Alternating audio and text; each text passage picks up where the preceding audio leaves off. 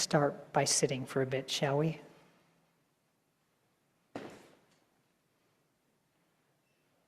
So, I encourage you to adopt a position that's comfortable for your body, and a position that expresses a sense of dignity, uprightness, receptivity, and ease.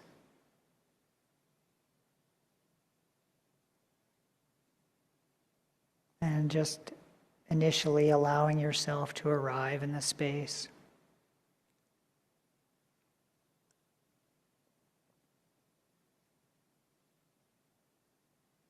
Noticing the air moving in and out, or perhaps the contact of your body with the seat.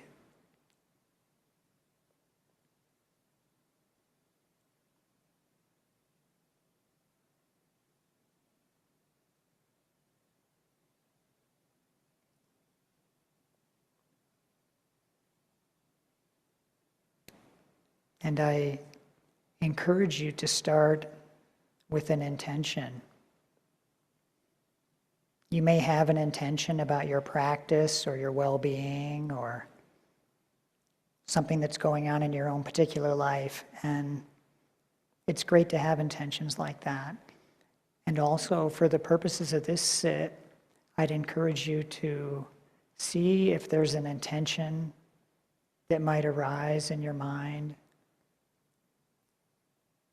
for this practice cultivating your capacity to serve somehow in the world.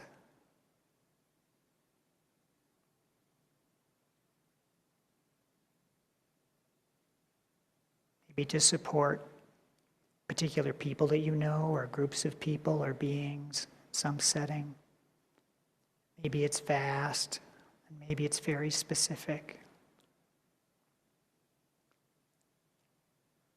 Just see what comes to mind.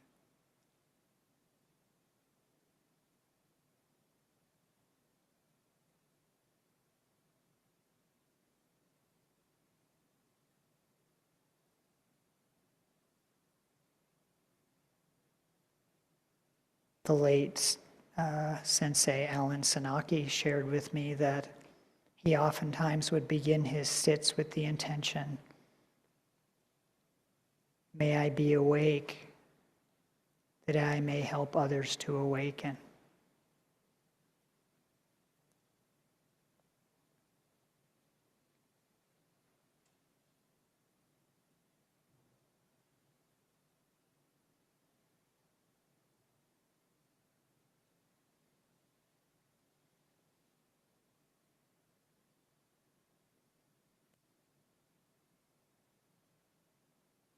And then for whatever may have come up in your mind in response to that inquiry, you can let that go now.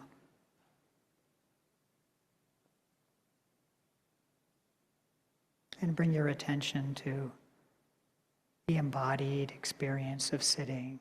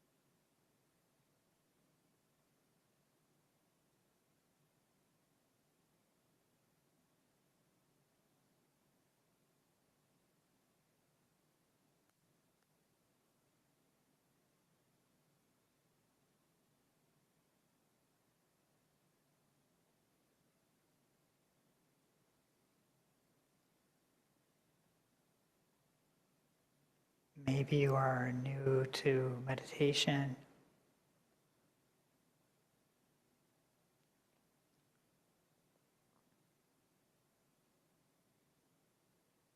This is the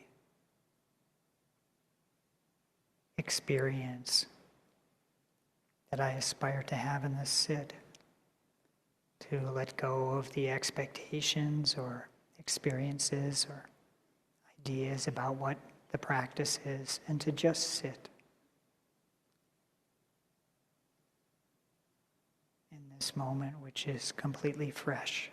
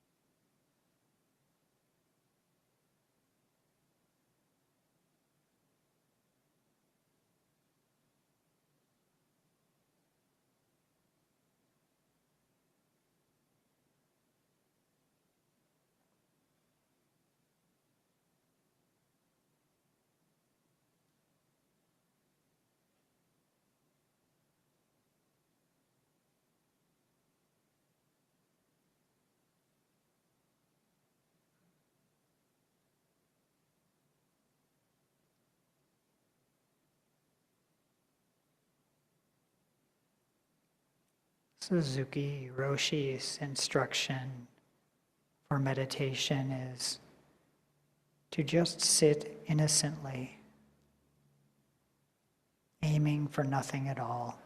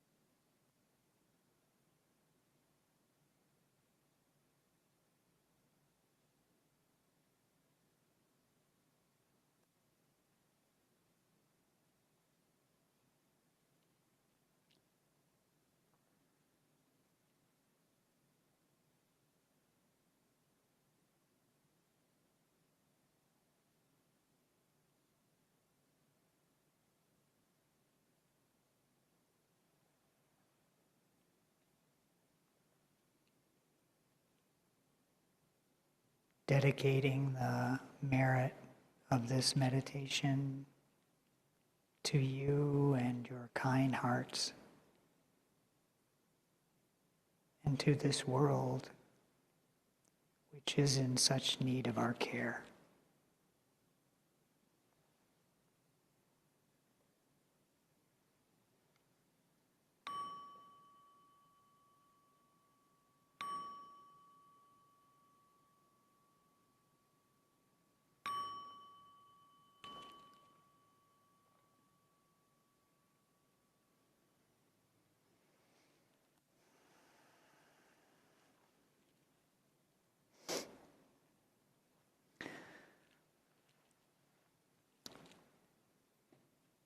So I think it's customary to take a little break, maybe 10 minutes. I have a gentle suggestion which I offer to myself as much as to anybody else, which is that the period of sitting has ended, but our practice need not have ended. So please visit with one another and talk and have a cookie, have something to drink, use the bathroom, and see if it's possible to sustain your awareness during that too. Then we'll come back. I'd just like to say again how deeply appreciative I am for the opportunity to get to talk to you all, for the welcome that I've received, for the support from teachers and members of this community. It's a tremendous opportunity, really. And I'd also like to express my gratitude for all of the people that inexplicably and improbably led me to being able to sit here tonight. To our ancestors. I know about 82 generations from Shakyamuni Buddha to my teacher, but those are just some of the few people that we knew. And all of the people who contributed in various ways to allowing me to be here with you tonight. I'm just deeply grateful for that. And I hope there's something I'll share tonight that will be of value to you. In the meditation, I invited an intention that was centered around cultivating an unselfish wish for doing something in the world for somebody, supporting someone, doing good in the world. That's actually something that can be kind of radical in our culture, where we valorize individuality to such an extent. The idea of developing this wish to serve others is really going against the stream of things. And I wanted to just reflect a little bit about what that means in the context of our Buddhist practice. Where does that come from?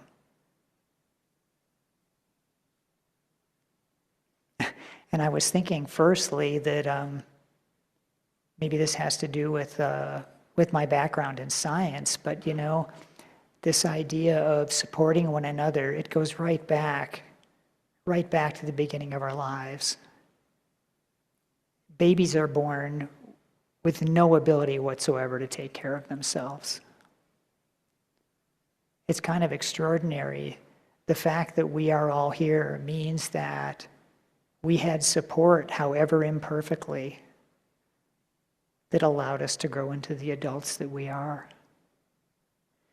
There's this beautiful book by an anthropologist named Sarah Hrdy called Mothers and Others.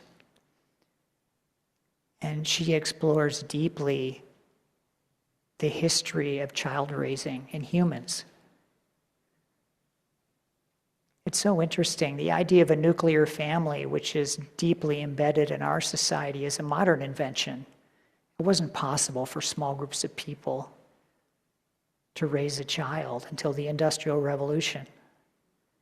But for a couple of million years at least, that's just as far back as we've looked, Raising children was a communal thing.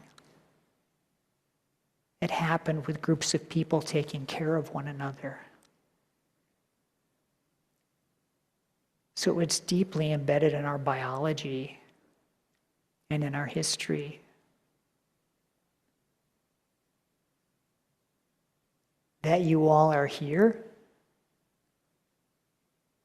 it's really enacting this care in a certain way.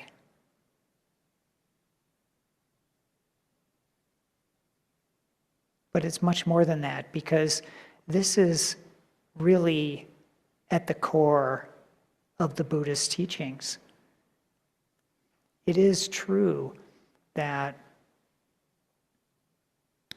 in the early Buddhist teachings, that there is a very down-to-earth path which the Buddha explicated for how to address the suffering that we feel as the individuals that we seem to be.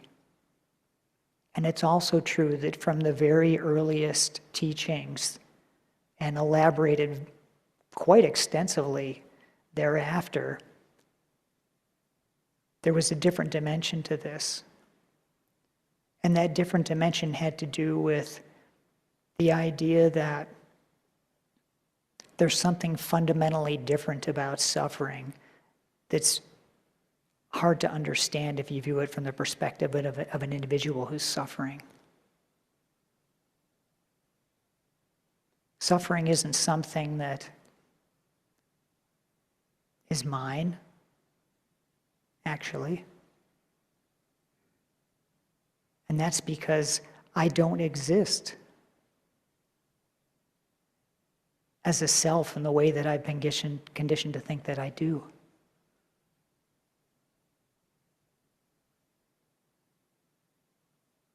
Try as I have to try to identify something, there is nothing enduring or substantial that I can identify as a self.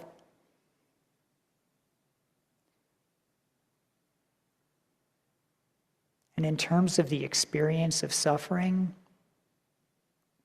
the implication of this is that the suffering that we experience is in fact the suffering of the world. It isn't mine in a particular way.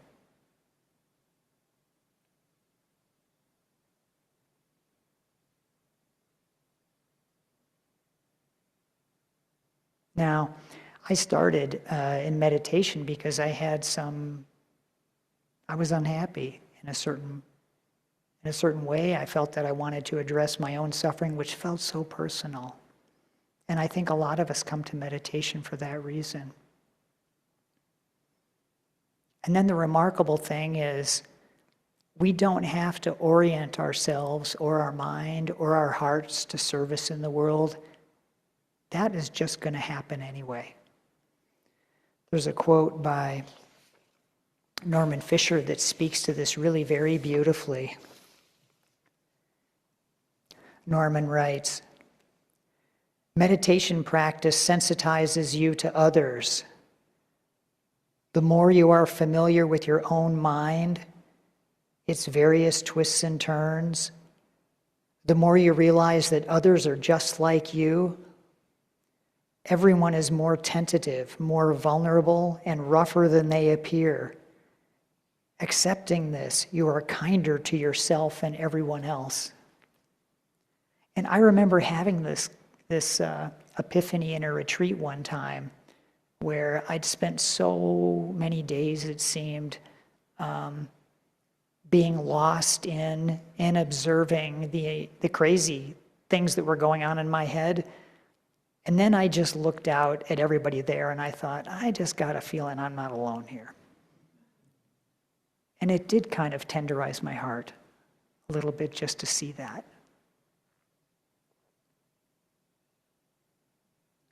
Bhikkhu Analayo calls this opening of our heart, our kindness towards others, he describes it as a natural flourishing of the divine abodes. And if you're not familiar with them, the divine abodes are loving kindness, compassion, appreciative joy, and equanimity. So it is true that we can train in a certain way. I think it's a very American thing to do, to train in a particular way, to open our hearts. But it's going to happen anyway.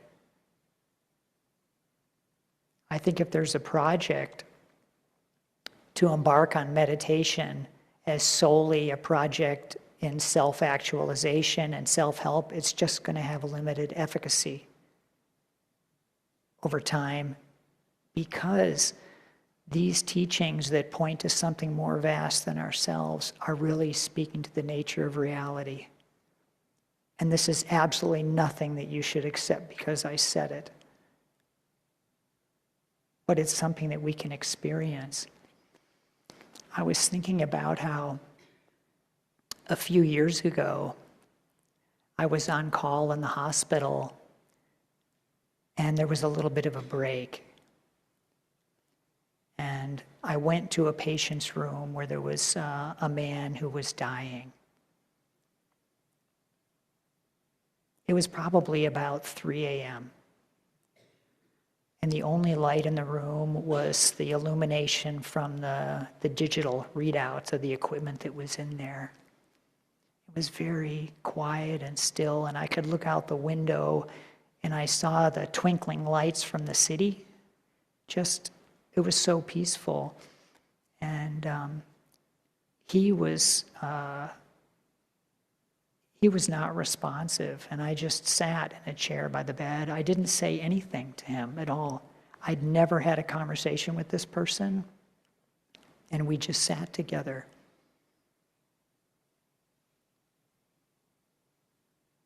And what I experienced was a wholeness in that space. It wasn't, oh, I felt sorry for him, or my heart was open, or I had a great sense of upwelling of empathy, and all of the rest of this merging with what I thought was going on. None of that was there. For whatever reason, there was no identity that I carried in that room. I wasn't anybody at all. I was present and observing. He was there, his body was doing what it was doing. There was no one to give anything. There was nothing that was given, and there was no one to receive it.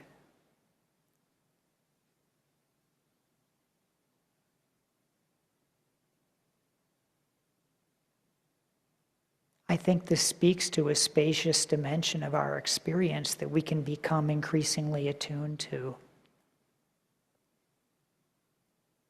And I also want to say that this doesn't mean that the world that we normally live in ceases to exist.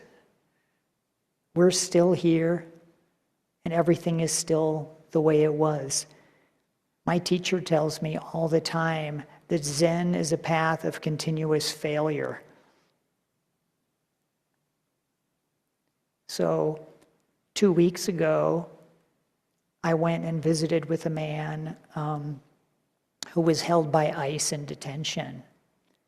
And this young man, when I saw him, I was his first visitor in about a year. And he was beside himself with despair. And the emotion just poured out of his body as I was there with him. And I wanted so much to be able to offer something to him. I talked with him for about an hour. I put my hand on the plexiglass that was between us right after we sat down. And after about 40 minutes, he put his hand over mine through his tears. And when I left him, I knew I was not going to get to see him again. And so I got in the car, and there was some texting back and forth, and Darby said, let's have lunch. So we met at Bodo's, And I just really had to cry about it.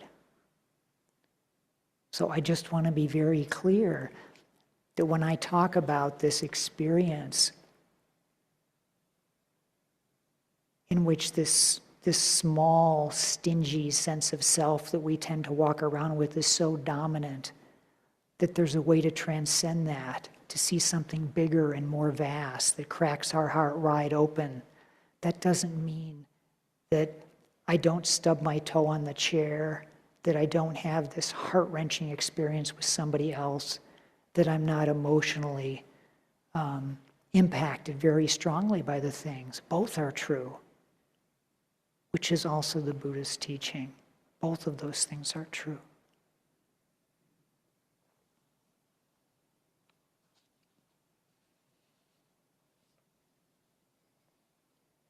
Gil Fronsdale describes the way in which our meditative capacities can open up our heart as the following. In the heart, liberation and compassion cannot be separated. The cultivation of liberation and compassion go together like the front and back of an open hand. Clinging, attachment, and mental bondage are like having the hand clenched in a fist. When the fist is open, liberation and compassion are both there. In the meditation, I mentioned the words of Suzuki Roshi. Just sit innocently, aiming for nothing. This is it. The opening of the hand is just the opening of the hand. We don't have to try. We don't have to try to be a compassionate person. We don't have to think we need to show up in a particular way. We are just there. Suzuki Roshi also describes it as being fully and completely who you are. Not the person that you think you are when you look in the mirror and you ascribe all these personality dimensions. Just the wholeness of your humanness, just in this moment, sitting here, or maybe when we're meditating together.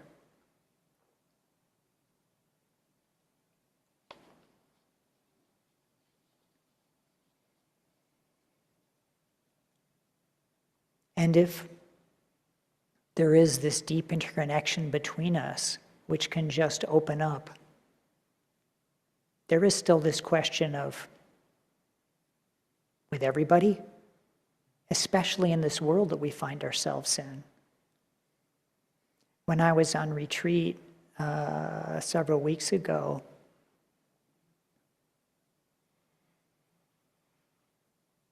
Sensei Dainin and I went and wrote the names of the people and organizations that are causing harm and are murdering people in this country now. We wrote them on cards. And then we went and we placed them on the altar alongside the people's names who are ill and across from those who have died, who also included the names of the people that these very people had killed. And we went through that ceremony, and I felt a little wooden around it. I wanted so much for my heart to be open.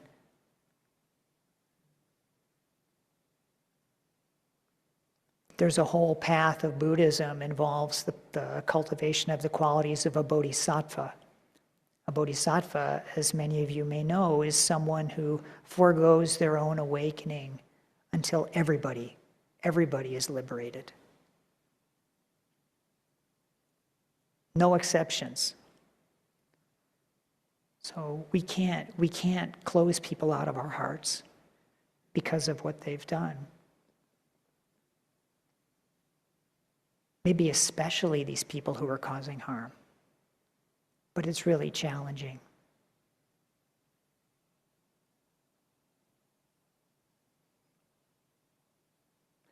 So then after there was a protest when I was in Minneapolis, a couple of thousand people on a just unbelievably cold day. There were 100 local clergy who were arrested. And after I'd been out there for 3.5 hours or so, I went inside and I was going to get a plane because I was leaving that day. So I went into the men's room by baggage claim. And I stripped off the 7 layers that I had on to try to stay warm out there. And as I'm standing in this men's room, naked, in came 12 of these cops with their body armor, armed to the teeth. And it scared the heck out of me. I tried to mold my body against the trash can that was in there. And they didn't notice me at all, maybe because I was an old white guy, I don't know, or maybe they just didn't care. But I was kind of pressed against the trash can, and they came in and they were all talking to each other. And this one young guy goes over and he pulls off his gloves and he runs them underneath the water coming out of the sink. And he just let out this incredible sigh of relief. And he goes, "I'm just so glad the water is warm." And I looked at his hands and they were just bright pink because he'd been outside putting zip ties on people for 3.5 hours. And then there's this other guy over here, and he calls out to his buddy and says, "Did you guys get that loan to put that deck on the back of your house?" And he goes, "Yeah, I'm not sure. We're still working on the design. I don't know if we have enough money for it." And it just kind of went on like that. And then they did their thing and they all left. And I was just dumbstruck by it. Here we have the particularities of the people for whom I felt such aversion. And I'm not saying that suddenly that changed absolutely everything. But there was a shift for me in my heart in seeing people in their humanity. In a way that I hadn't seen before.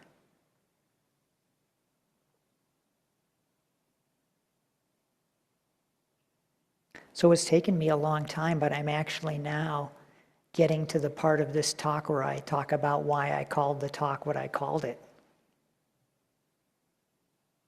So the title of the talk was, "Though the hut is small, it includes the entire world."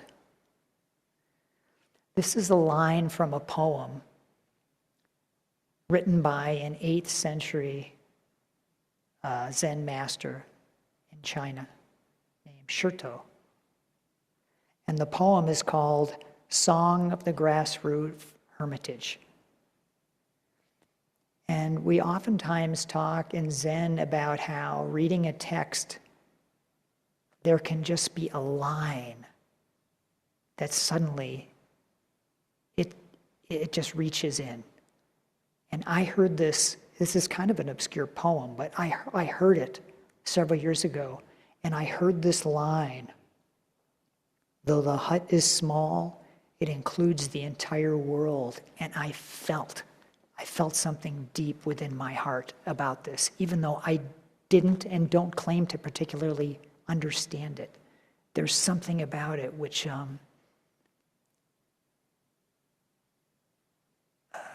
just felt very illuminating and related to what we're talking about. So let me just say a word or two about Shurto. This was somebody who lived in a hut up in the mountains. There was a monastery that was kind of near there. We had a lot of students. But he lived up on this rock on top of this mountain. In fact, Shurto means rockhead because he had this hut on this rock and lived a very solitary existence. One thing, parenthetically, I'll say is, isn't it amazing that Shurto, this was during a time when the Tang Dynasty was being challenged militarily, and there was just a tremendous slaughter of people going on in China. It would be as if 150 million Americans were killed in warfare and disease. That's how bloody and awful it was. Okay, so Shurto wasn't an activist on the streets. He was in his hut offering teachings to students that could find him. And here it is 1,200 years later, I'm deeply touched by his words. So one lesson about that is we never know what the impact of what we're doing is going to be. What that means, especially in these challenging times, nobody should feel pressured to do anything in particular, but we should bring all of our practice to it to try to figure out what that might be.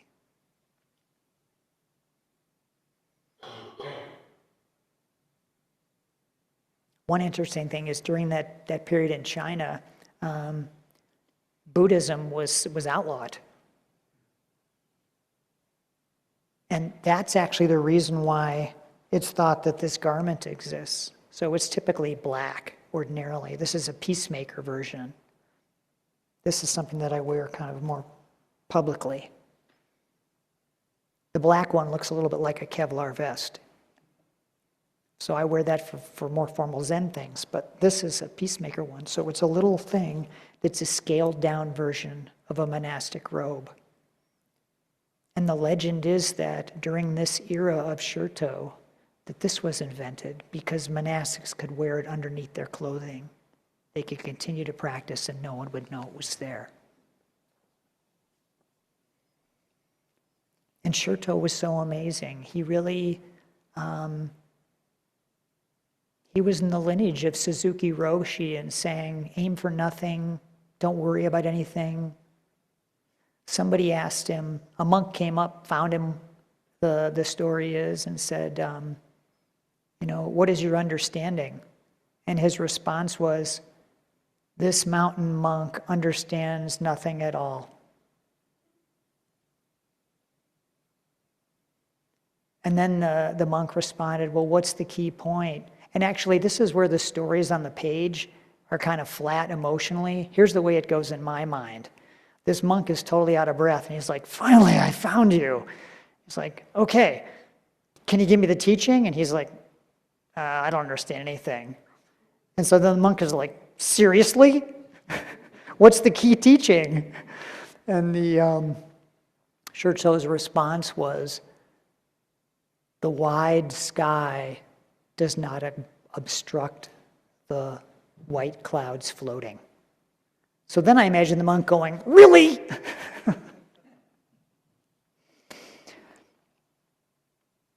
But he was a deeply realized individual, and we know this from his other writings. But he was very humble about it. And this poem is really about practice in a very practical way. One of the lines of the poem is, after I eat, I like to relax and take a nap. I think that's good advice, actually, that all of us could follow. But there is this line, though the hut is small, it includes the entire world. He's referring to his own hut here. And to me, what this is pointing to is this sense of autonomy and agency that we have. The hut, the care for the hut, the care for each other, providing the cookies, making sure the name tags are here, setting up the audiovisual material, all these things. And then there is also this sense in which the reality of the world is so much more vast. It's beyond that we are interconnected. Thich Nhat Hanh said, in this food, I see clearly the presence of the entire universe supporting me. Do you see it?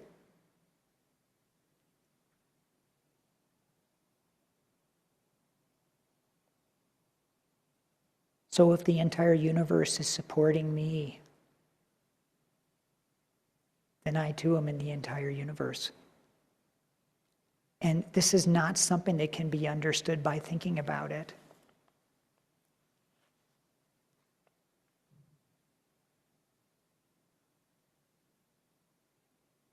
but there is a sense of it that emerges through practice.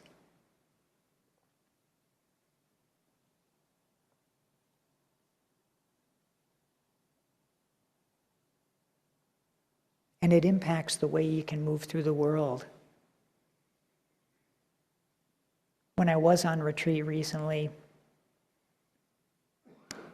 my work assignment was with the temple crew. And so one day, I met my friend, a novice priest, at the supply closet.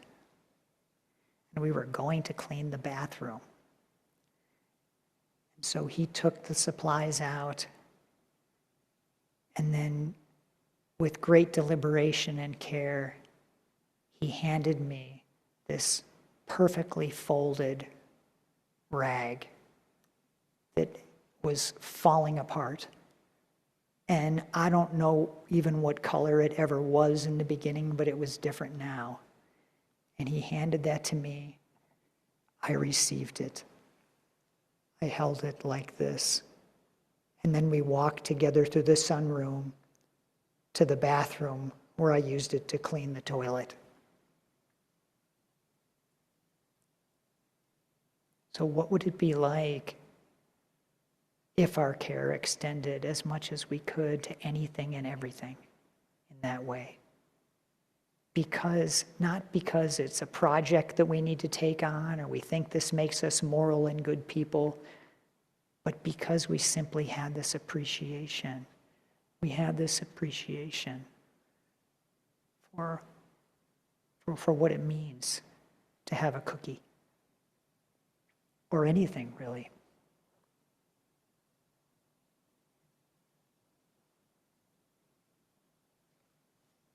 Dogen Zenji expressed it this way. He said that you should take care of everything as if they were your own eyeballs. Which I just love.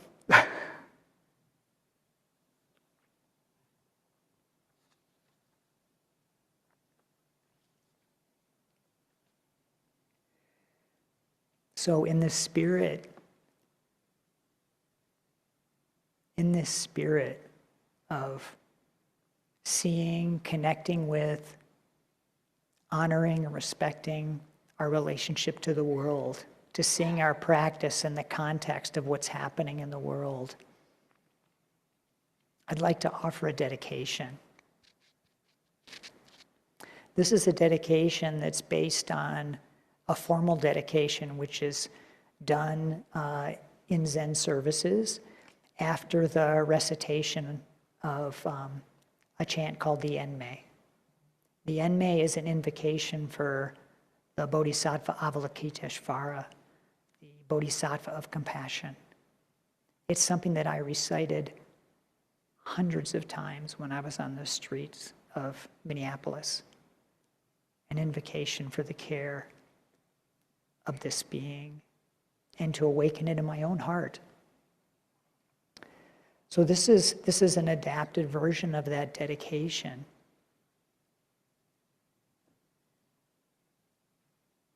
And it has an opportunity for us to offer prayers. And I'll name some of the beings that we can offer prayers to, but there's an opportunity for you as well.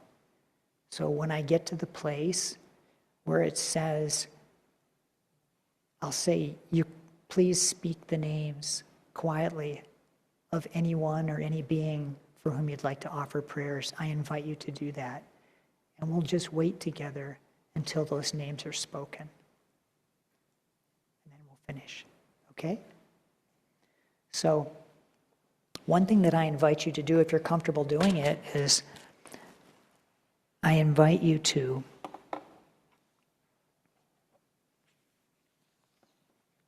place your hands together like this.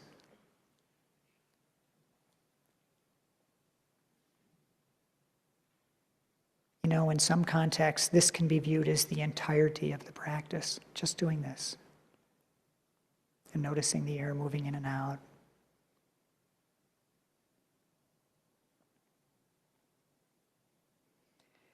Having spent this time together, we offer the merits generated thereby to all women honored ones throughout history whose names have been forgotten or left unsaid, and to all honored lay practitioners who have exemplified the teachings,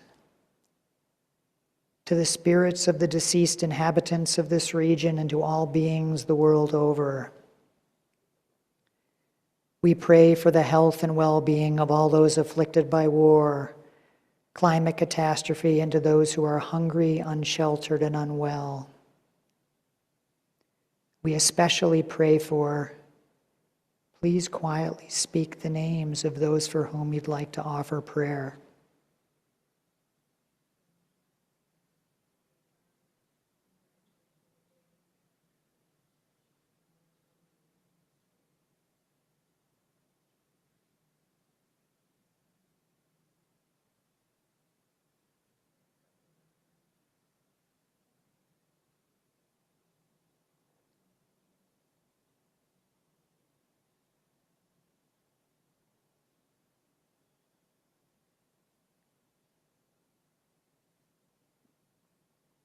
May we serve each other for all our days, in every way we can. May we be grateful for all our days and for all that we receive. May we be courageous for all our days, here, there, and everywhere. May all beings be serene through their ills, and may Kanzeon, who hears the cries of the world, show us the way of compassion. And may we realize the Buddha way together.